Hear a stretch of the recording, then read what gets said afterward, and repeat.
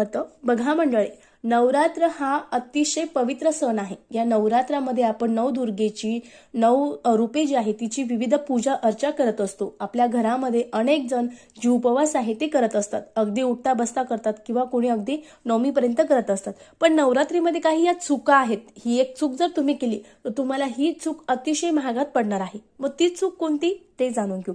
बघा मंडळी, नवरात्रीमध्ये चुकूनही घरामध्ये भांडणं वादविवाद करू नका। यामुळे घरात लक्ष्मी कधीही टिकणार नाही। तुमच्या घरी जर कुलदेवी असेल ती सुद्धा तुमच्या घरातून निघून जाईल। नवरात्रीमध्ये चुकूनही मांसाहाराचे सेवन करू नका, त्यामुळे तुमच्या घरामध्ये सतत आजारपण येणार आहे। नवरात्रीमध्ये ब्रह्मचर्याचं पालन करावे, नाहीतर वंशवृद्धीमुळे अडथळा निर्माण होतो आणि आपली जी वंशवळ आहे ती खुंटत जाते।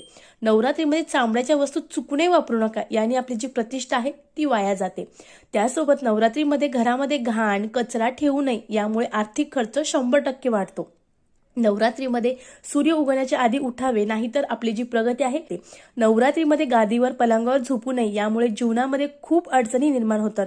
घरी आलेल्या व्यक्तीला उपाशी पाठवू नये, नाहीतर आपल्या घरामध्ये दारिद्र्य येत असतं। नवरात्रीमध्ये नख केस कापणे, नाहीतर उपवासाचे जे फळ आहे ते मिळत नाही।